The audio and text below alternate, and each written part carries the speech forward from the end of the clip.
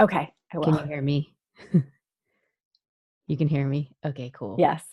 All right, cool. All right, so let's get started. So, hey, Andrea, it's so great to have you here. I've been following you, listening to your podcast, and I'm so excited to have this conversation with you. Me too. Thank you so much for having me. I'm super excited. So, congratulations, you just wrote a book. I I know that's did. a huge project. So, congrats. And it's called How to Stop Feeling Like Shit. It 14 is. Habits That Are Holding You Back from Happiness. So, it's such a great title because I think so many people feel like shit and they're wondering how to stop feeling like shit. So, Right. what I'm wondering for what I'm really wondering is, that can be a great opportunity for transformation, as you know, right? So, what was your moment of like, Mhm. I need to just stop feeling like shit? And I need to write this book to tell everybody about it. What happened was the birth of the book was I'm certified in the work of Dr. Brene Brown, among another coaching certification, and she calls these behaviors the armor. So it's the behaviors that we do when we go out into the world and we participate in these behaviors and habits in order to try to protect ourselves from judgment and criticism and failure and all of these things that are really hard about life. And she only talks about a handful of them in the work. And what I found was this pattern over and over again, that there were more than just a few of them. There were actually 14 that I found were really common in the women that I worked with. And when I would talk about these behaviors, I kept saying over and over again, these are the behaviors that we feel are protecting us, but actually they're making us feel like shit. So that's how the birth of the title came about. And of course, I'm not immune to this. It was my own work as well. And there's a couple of them in the book that I still struggle with that are, my kind of my kryptonite. And I want to make really clear to people, this isn't a book about, here's all of the ways you're doing life wrong, change it. It's about, here's all the things that are making you feel terrible and that are keeping you from these connections in your life and that are keeping you from the self-confidence that will take you to that next step. Find out what they are and what they look like in your life so that you can get out in front of them and choose different behaviors and have tools and strategies to not do them so much anymore. Mm, yeah, it's so important. It's so interesting how we have these strategies to try to cope and make ourselves feel better, but they're actually not working against us. Counterproductive. Yes. Yeah. There's a saying in the world of recovery, which I'm in, and the saying is, it works until it doesn't. And I Hmm. think that for many of us, these behaviors work for a while, for sometimes decades. And then we get to a point in our life where we're like, what? And we're blaming everybody else. It's like, well, if I only made more money and if I only, and I'm like, look at how you're behaving and all of these behaviors and these habits that we've started doing and that have just become so habitual. And yes, they work until they don't. And then when they don't, it doesn't feel good. Yeah. So, what's really the first step to start to feel better? Like you mentioned in your book that it's not a quick fix, right? And I think that's really important that Right. this is a process. But what's really, if somebody's feeling like shit right now, like what's something that they could do right now that could start the process to happiness? I want to know if someone's just starting this journey. I want to know what your self-talk looks like and sounds like. It's the very first chapter of the book. I feel like I can't walk into any personal development conversation without asking someone what their self-talk sounds like. And for some people, they don't hear an articulation or a kind of dialogue. They just have that all over feeling, of feeling not good enough, of feeling, they're constantly comparing themselves to others, living for their excuses, et cetera, et cetera. But for many people, they actually hear the articulation of, I shouldn't do this because I'm going to be terrible at it. I'm a failure. I'm not as good as so-and-so. Remember what happened last time? I'm bad at picking partners. This is going to end terribly. I mean, everyone knows this, right? This Hmm. isn't like, oh, people talk like that to themselves. So I ask people to get intimate with that voice. What is it? Break down the areas of your life and really figure out what is being said. And that's the very first step in starting to, again, be able to recognize that voice very quickly in order to manage that. Yeah, I know in my own journey that was huge for me. I didn't even realize the things that I was saying to myself. I don't know if you had that Me neither. experience, but it was like, Totally. I'm fat, I'll never be successful, like just so mean, like, and I wasn't even aware of it. And that was really, a big deal for me to just realize that, oh, Yeah. wow, maybe this is affecting me and it's really actually impacting the results in my life. So, what was your self talk like before you started the journey of personal development, and what's it like now?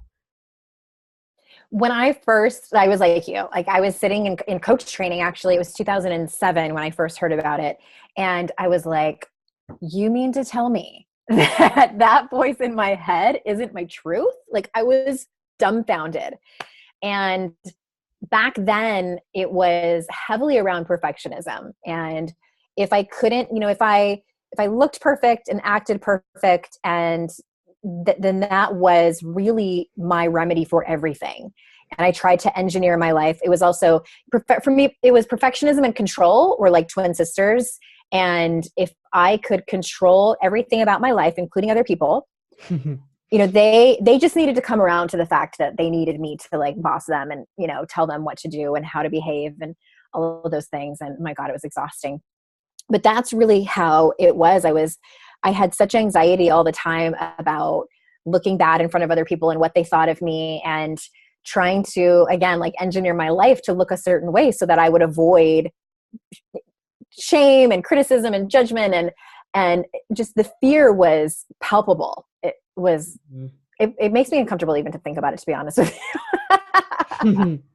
So that was what your life looked like on the inside, right? In between your Yeah. two ears that you could hear, but most people couldn't. So what effect did that have on your outer world?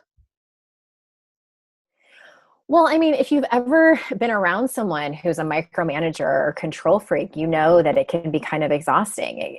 Just um, I was also addicted to bad relationships, and I was I was also a love addict too, which is probably a whole nother conversation. But any kind of addiction, we're living in perpetual fear, and we're trying to do things to shove all emotional stuff out of our life. And yeah, it was bad relationships. It was chronic control. I had printouts of and this was like above goals. I mean, like, of course I had goals. I was an overachiever as well.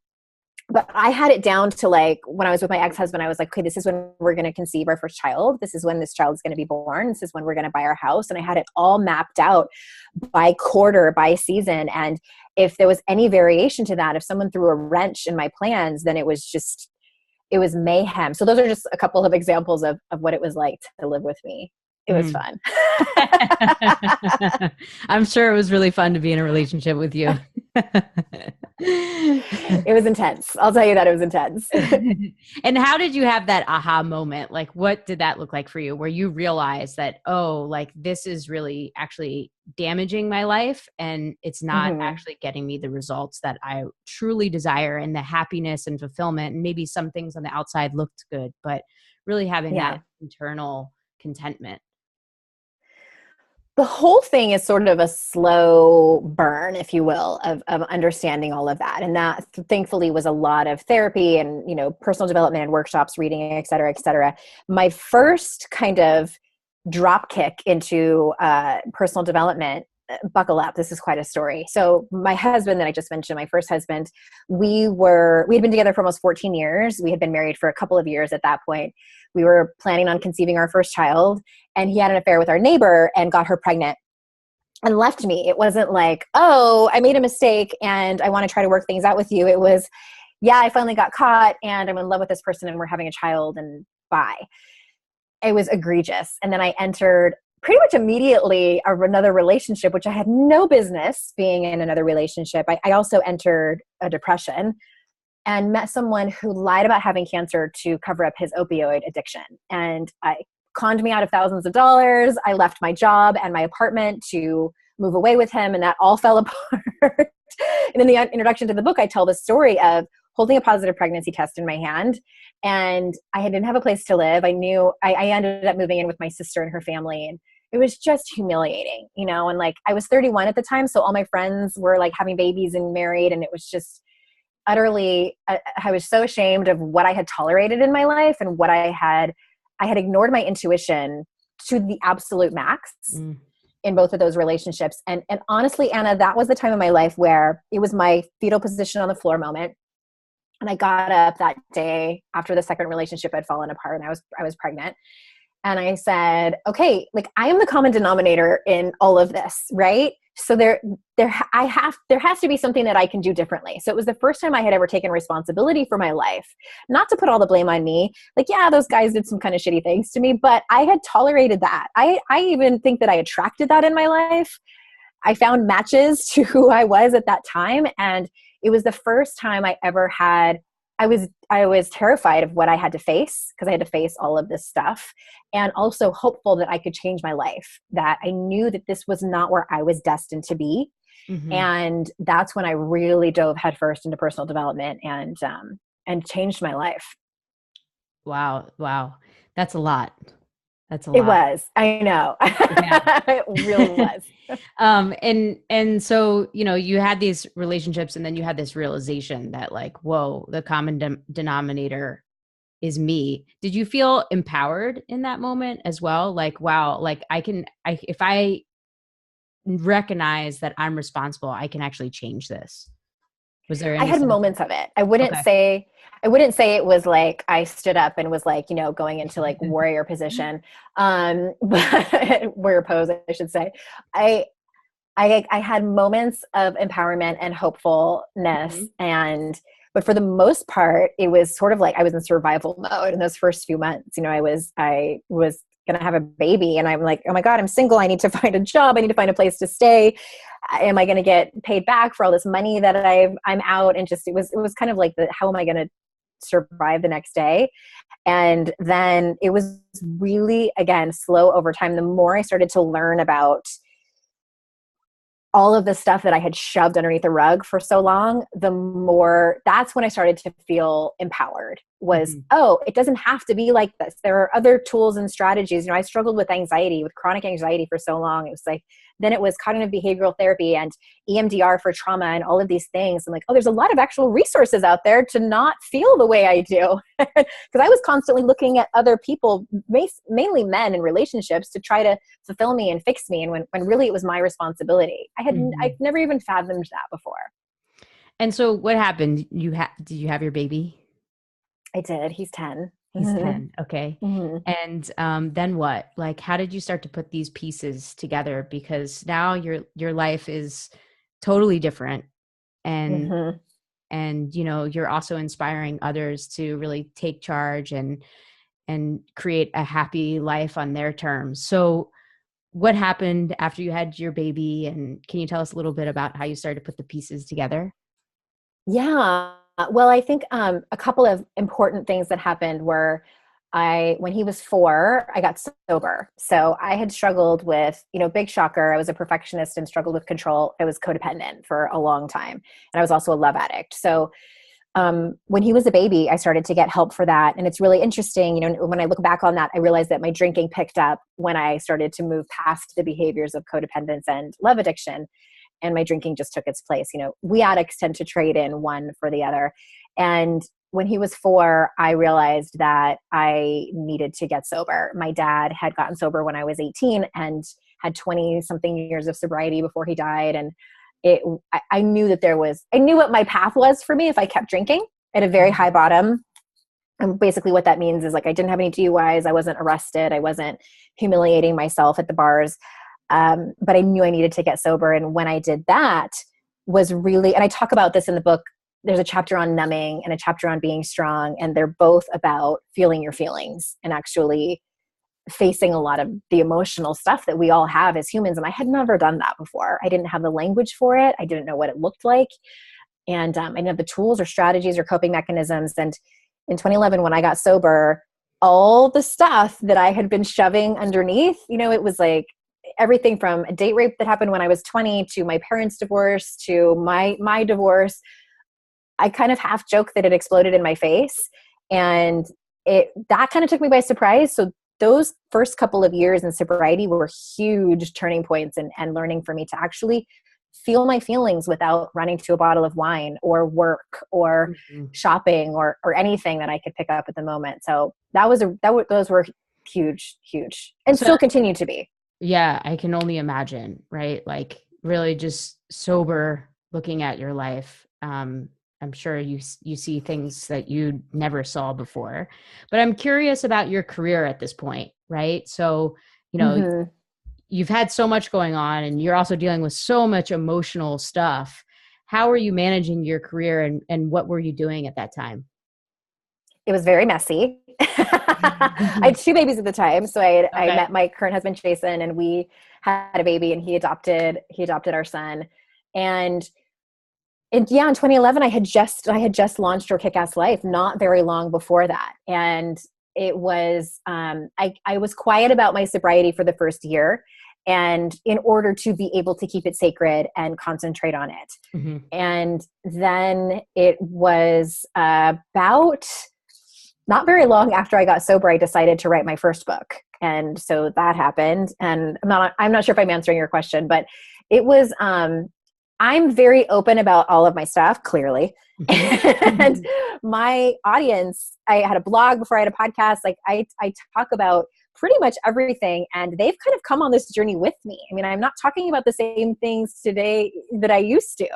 And they've sort of gone on this evolution with me, and I'm always telling them like what's really coming up for me. So like lately it's been self-trust has been huge for me in the last year. So they always know what's going on in my world in terms of personal development, and I just kind of drag them along for the ride. Beautiful. So you decided to start a business. You had 2 kids. You had just gotten sober. I did. Toddlers. Wow. And so you were working from home. Yep. Is that right? And it was. So so what was your self-talk like at that point? Somebody kill me. I had days, Anna. I will not lie. It was rough in the beginning because yes, I had just gotten sober. We had also just moved. My husband and I are both born and raised in San Diego, California. We moved to Utah, and that's immediately pretty much when I got sober. And it was rough those first, like probably the first year. And thankfully, we weren't relying on my income the first little while. So it still kind of was like my side hustle / hobby, which I think you can kind of shoot yourself in the foot by doing that, because it doesn't require you to put a lot of skin in the game and play a bigger game. But as soon as I made the decision to, we were in a bigger house, and I'm like, okay, I can do this. I can actually do this. It changed my mindset was what it was. And I know it always comes back to that, doesn't it? Mm-hmm. And really, it's childcare. It is childcare, getting help that is reliable and trustworthy for your children. And that's really when everything changed for me. Yeah. Wow. So I think it's so great to start from a place of just sharing, right? And it being a side hustle or a passion. I think there's so many great things to that. And clearly you've also built an incredible business, and it's just through you being you and doing the work. I know it's sometimes mind blowing. Like I tell people, like, I built a business on vulnerability, on being really honest and open about all of my struggles. Like I never wanted that kind of business where people put me on a pedestal and I only shared all the positive. Like my Instagram posts are not perfect of my desk, and I don't know how to be any other way. It makes me very uncomfortable to think that people are putting me on a pedestal and think that I don't, you know what I mean? It just, I can't. Well, I don't trust people that act like that. It's so interesting because you struggled with perfectionism, and then you're like, hey, look at my messy life, right? And you really found the power. Well, we also struggle with dichotomous thinking. So it's like the pendulum can swing the other way. Yeah. But it seems like you found your balance within that. So I want to ask you, why is this book important for women now? What was your inspiration for writing this book right now? I think that I love practical self-help. when it's specific about certain things and they give you tools as you're going rather than tools at the very end. I don't like self-help books that like tell you here's all the things you're doing wrong first half of the book, last part of the book are tools. That's just how I like them written. And I felt like we have entered a stage, I think, of great change for women.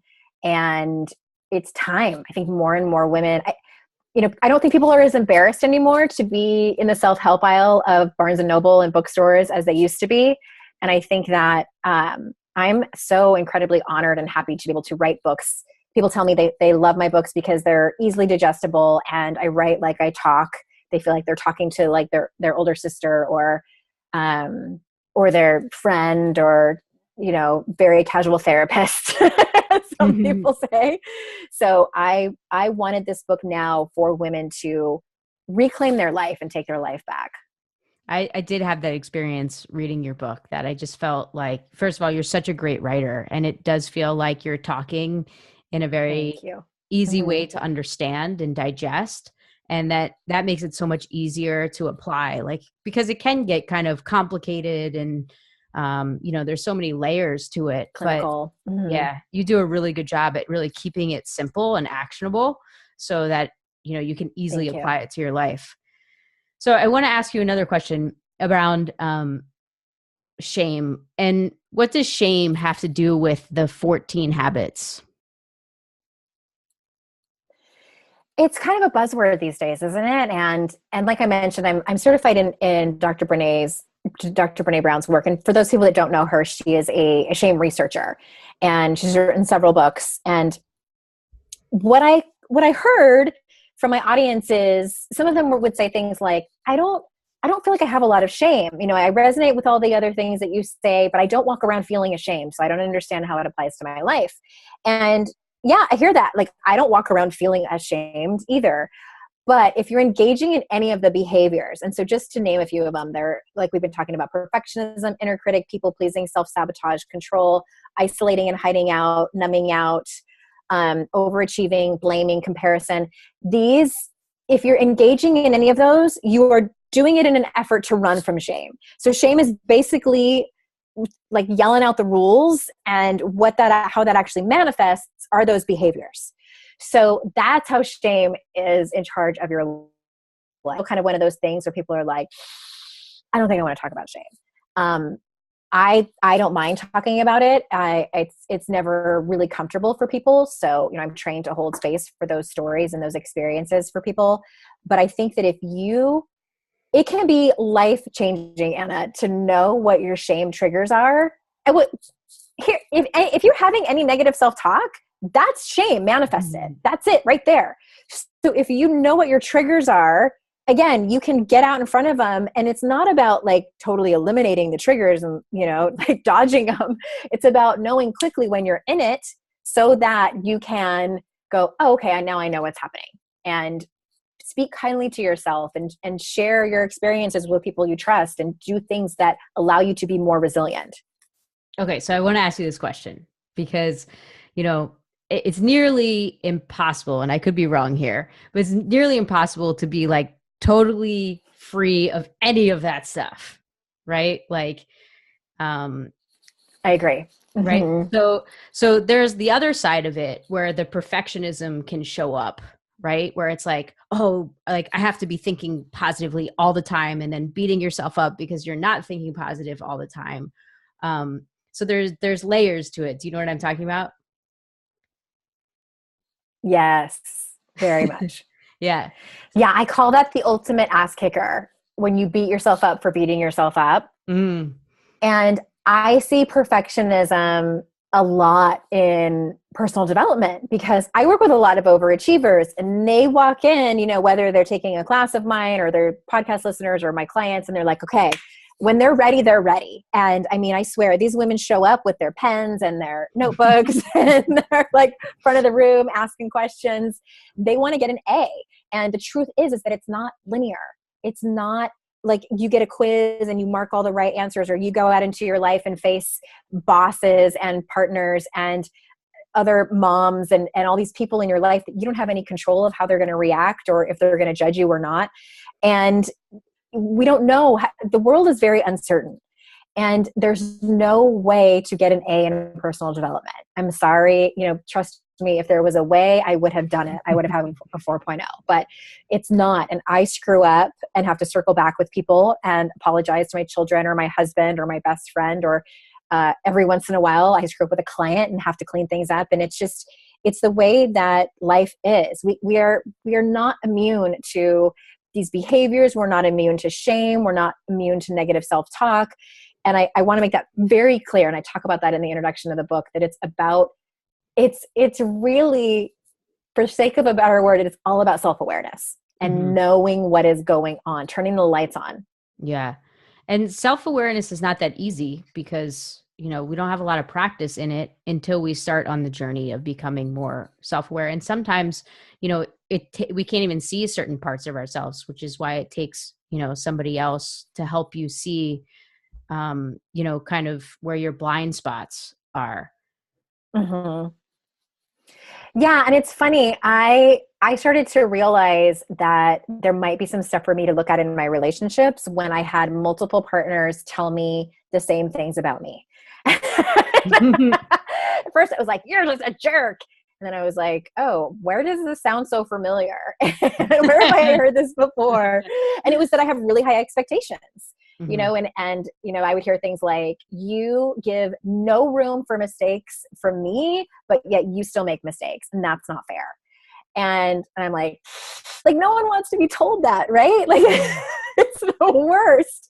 But I think if you can have the wherewithal to, instead of getting really defensive, pause, the pause can move mountains, pause and take it and be like, okay, maybe there's some truth to this. Maybe it's something for me to look at. That is brave, because it's so much easier and, quite honestly, like a chicken shit to say, no, you're wrong. I'm not that way. It's your fault. Yeah. So that's what I did. So like really looking at those triggers, I think that I was listening to, I forget his name. He wrote the book, The Seed of the Untethered Soul. Do you know what I have it in my bookshelf? I don't remember either. Okay. Well, I was listening to an interview with him yesterday, and he was really talking about surrender and releasing and how your triggers will show you. You don't have to look for them. They will show you where they are. Right? Yes. It's like, oh, when am I feeling shame? When am I feeling anger? When am I feeling sadness? Like that will just appear. You don't even have to look for it. And that's, when do I want to run away? When do I want to not face things? Those are your triggers. Yeah. What are the 2 or 3 most common habits that you see? I think, honestly, the most common, like we talked about, is negative self-talk. I think another common one for my audience is perfectionism and control and overachieving. And then one that I love to talk about that I don't feel gets talked about enough is the whole concept of being strong. And I noticed this chapter was born from, I was on Facebook one day, and one of my Facebook friends had experienced a loss in her life and was posting about it on Facebook. And the majority of the comments, I'm reading through all the comments, and they were saying to stay strong. And I was just like, why does she have to? Because the alternative to actually fall apart and to grieve, is that a bad thing? And it just really got me thinking about our culture and my own experience with hearing that over and over again and being praised for being strong. And I think that being strong can serve us, but I think we as women hold on to it as a badge of honor for a couple of different reasons. One is that stereotypically, we don't want to be seen as emotional because we are automatically put in a category of being hysterical. And we tell each other that because we are uncomfortable with their grief. So if you experienced something and you were sharing something really hard with me, and I was telling you to be strong, it would mostly be because A, I don't want to see you hurting, and B, I am uncomfortable witnessing your pain. So that's what I'm going to tell you in order to avoid it. I want to redefine what being strong is. I truly believe that it is actually feeling your feelings. That's brave. And talking about it to people that you trust. That's beautiful. That's beautiful. Just share a personal story about this. Yeah. Maybe it was like 2 weeks ago. I had my car broken into. My wallet was stolen.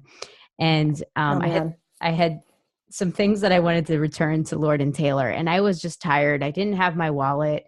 There was absolutely nothing wrong. I woke up in a totally fine mood, but I just needed to cry that day for whatever reason. And so I was trying to return these shirts, and it was getting complicated because I didn't have the credit card and I didn't have the receipts. And so that I was just started crying, and it was early in the morning and I just needed to cry. And the women at the register were trying to comfort me. And I was like, no, I just need to cry. Like, it's totally cool. Like, just let me cry, like I felt like nothing was wrong. And they were like, why are you so upset? And I'm like, no, I'm just tired. I just want to cry. Like, just, and I really believe that if we can create a world and an environment where we can just show up as we are without putting on this kind of strong, perfect mask, that, we all can expand our hearts a little bit more. And, it doesn't have to be we don't have to be so perfect, but it's not easy to do when you live in a world that doesn't really accept that, right? Like, these women were like, no, they were trying to, tell me not to cry, but yeah. It's so interesting because if you think about it, I love this perspective. So our bodies know what to do, right? To make us feel better, to stay at like homeostasis, right? So in that moment, you had been through all this emotional and mental challenge. Your body knew that it needed to expel and cry, and then you would feel better. So if you had like an allergy attack at Lord and Taylor and started sneezing, they wouldn't have that same reaction, right? Or if you like ran there in your workout clothes and like were sweating, like the same. I get goosebumps with this because it's like, it's the same thing. Our body is just doing what it needs to do in order to get to the place back of where we are at full capacity. Why can't we just look at crying that way? We apologize for crying. We immediately hand people tissues because we're like, fix it. Yeah. So I get fired up about this. So, yes. I'm glad you had your good cry. Yeah, I had my good cry. It was fantastic. I enjoyed it. I don't know if the women that were witnessing it did as much as I did. Was it good for you? I was like, no, it's totally cool. I'm actually really enjoying this. Like, don't worry about it. Funny. What is one of the solutions you talk about in the book? There's a couple of them. And I want to just underscore one that I've already mentioned, and that is to really know what your triggers are. And so you so poignantly talked about a couple of ways to know exactly what they are. And usually you will know what your triggers are when you have been triggered. So keep that in mind and pay attention to those. And it's the very last chapter of the book, and that's values. And values is one of those things that's like not that sexy in personal development, but is like, oh my gosh, it is foundational. It is about knowing what's important about the way that you live your life, and also knowing what, not just professing, I have a value around integrity and honesty, and as well as courage and authenticity. What does that look like in your day-to-day life? What does that look like when somebody pisses you off? What is it going to look like for you to be in alignment with that value? What are you going to need to do? And I go through the whole chapter about how to figure out what yours are and how to figure out what it looks like in your life and give examples. And because at the end of the day, if you are participating in any of those habits, they are not in an alignment with your values, because nobody has a value around perfectionism. Like, you can have a value around excellence, and that's different. So that's another thing, like, I get super fired up about is not just knowing what your values are, but knowing what they actually look like in your everyday life. Beautiful. So let's go a little bit deeper with that. So there's perfectionism, and then there's excellence, right? Let's talk a little bit about excellence. How does that look different from perfectionism, and what does that look like for you?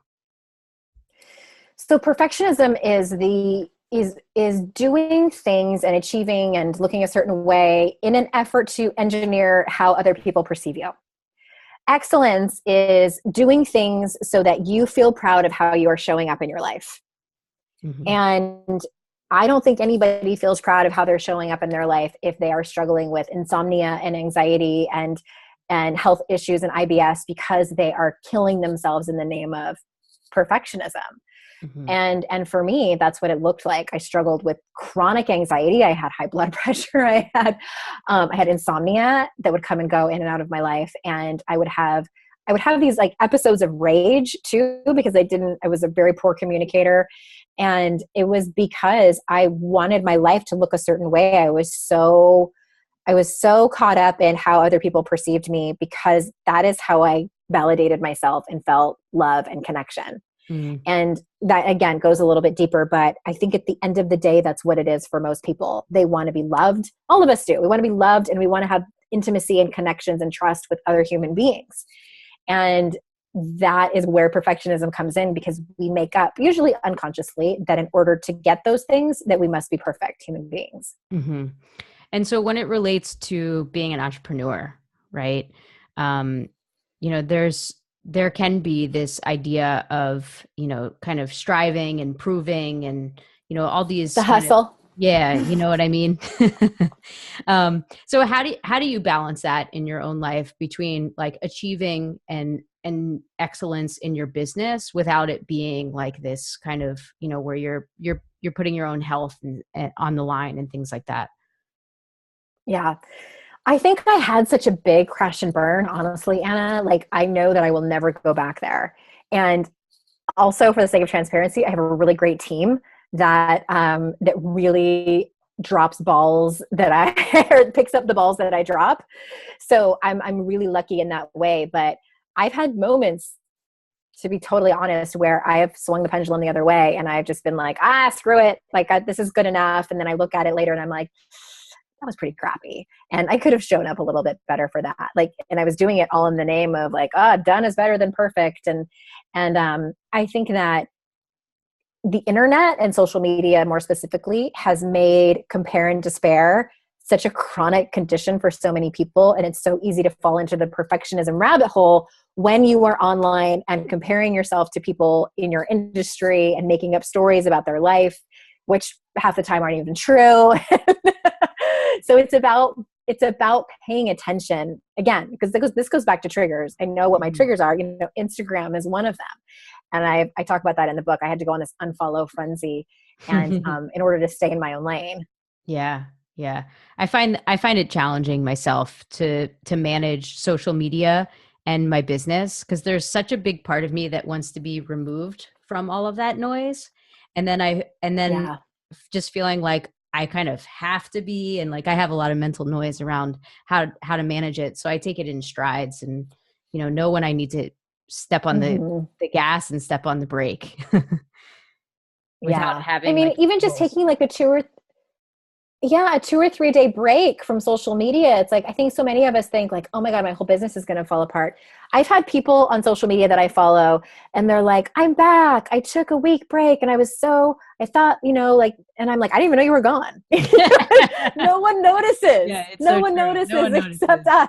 Yeah, we're overly consumed with We're ourselves. too busy thinking about Yeah. ourselves. Exactly. So true. So if people could walk away with one piece of advice to start today, what would that be? I know we touched upon a lot of things, but One of my favorite exercises is to break down the areas of your life. And so that would look like career, family, friends, body, relationships, the present or the past and the future. So that's just like kind of a starting point of different areas of your life. And then ask yourself, what does your self-talk look like in those areas? How do you talk to yourself when things get hard? What are the things that you say to yourself when you catch a glimpse of yourself in the mirror when you step out of the shower and you're totally naked in the middle of winter? And those are, again, like, those are your triggers, and knowing what they are. And sometimes that exercise can be hard for people and emotional because they're like, oh God, this is terrible. I'm never going to be able to get through these issues. And you will if you work on it. And I always tell people too, you have been speaking this language for decades. It's going to take a minute for you to change it. I took, between high school and college, I took probably, I don't know, a total of 5 or 6 years of Spanish. And it's even my mom's first language. And all I can say is like, me gusta los tocadiscos, which is, I like record players, which doesn't help anybody. So I tell that story because if you don't practice the new language consistently, you're not going to be able to speak it. So learning how to manage your negative self-talk is about catching it quickly so that you can speak compassionately to yourself. I can't tell you the amount of people who have said, it feels really awkward and ingenuine. And I'm like, of course it does. Me gusta los tocadiscos. Like, it's going to be weird and awkward. you need to get fluent in it. It's going to take you years. It took me a good like 5 or 6 years before I finally was like, I don't beat myself up incessantly anymore. I just don't. And it feels amazing, you guys. Like it really feels amazing over here. And I hope that everyone, if you take nothing else away from this conversation, I hope that that's what they take. That's beautiful. What's the best advice you've ever been given? That I took or that I've been given? I don't think I've taken anybody's advice. Or what's something? You know what? When my life was falling, oh, go ahead. No, go ahead. You go ahead. When my life was falling apart, I was nannying part-time for this really great family, and the mother, she was much wiser than I was at the time. And she was probably my age now that I look back and think about it. And I was like crying and telling her what was going on and that I couldn't work for them anymore. And she said, no matter what you do, just take care of yourself. Now is the time for you to take care of yourself. And I was like, I don't even know what that means. I don't. I had been in a relationship since I was 15 years old. I had never been single. I didn't know what my life looked like without trying to get the validation from a guy I was dating and esteem myself through his eyes. And I was equally terrified and intrigued by that advice. And I will never forget that. I have looked for her on LinkedIn, and I have like tried to find her, and I'm like, I've got to find her. It's Elaine. Where are you, Elaine? And I just want to thank her for that if she's out there listening somewhere. Oh, that's wonderful. It's funny. I was the opposite of you. I was a perfectionist, but I did the opposite. I had the opposite behavior in the sense where I had no relationships. Like I was like, oh, really? I don't want you to know that I'm not perfect. So I'll just keep you, over there. That's common. Yeah. Running away. Yeah. Yeah. And it's interesting because I don't know if you experienced this, but for me, this was all in retrospect, but connection and intimacy and trust were the things that I wanted so badly, but they were equally the things I was the most terrified of. So for me, I chased men in relationships and got them, and then behaved terribly because when things would start to like feel close, I was like, no. I need to either cheat on you or pick fights with you or do something that is going to make you have these dramatic fights with me, and everything explodes. So that's what it looked like for me. So I just want to ask you one last question around that, because it's so true. Like the thing that we want is the thing that we're afraid of. From your own perspective. And why do you think that is? I don't know why that dichotomy exists. That's a really great question. I think that it's because maybe it's a combination of because we want it so much and there's so much at stake. And I also think that because it requires us to up-level ourselves. It requires us to be a different version of ourselves and perhaps an identity that we don't know yet. So I found this in business too. Every time I talk a lot about struggling with the upper limit stuff, and like writing a book twice. And it's, it happened the first time and now it's happening again. Every time I've up-leveled my life or my relationships or my business, I'm met with these dramatic fears of, oh my God, what if this doesn't work out? And for me, more specifically, what if it does work out? I have a fear of success. Like, how am I going to sustain this? What, am I leaving my family behind? Cause I'm even the first person to graduate from college in my family, and my family's so freaking proud of me. Like they've never like shamed me or anything, but I'm still like, are you guys sure? Am I making you uncomfortable? Like, no, it's all made up in my head. So I think that it makes us uncomfortable because it requires a whole new version of ourselves. Yeah. And can shake the relationships up around you, which is always a little scary as well. For sure. Yeah. Yeah. Well, thanks so much, Andrea. This has been fantastic. Any final words? I don't think so. I think I have rattled on enough, and just please buy my book. That's all my final words. Yes, go get her book, How to Stop Feeling Like Shit, 14 Habits That Are Holding You Back from Happiness, because, they're just habits really that are holding you back. Happiness is already in you, right? They are. Awesome. Yes. And I'm offering a free 4-week book study class for anybody that orders the book before January 22nd. So if anybody wants to hop on in, come on in. Awesome. So tell us a little bit more how we can get in touch with you. So that would be over at yourkickasslife.com/free. And then if you still want to get to know me a little bit more, there's an option there. Or if you want in on the book and the free class, there's an option there as well. And I created the free class because, I mean, how many of us have read self-help books to either just consume them and not remember anything or just buy them and let them sit on our bookshelf? I have done that. And I didn't want that to happen. So I want to guide people through, from the author, and so they can get the most out of it. Yeah. So go buy the book and take the class because it will change your life. Thank you.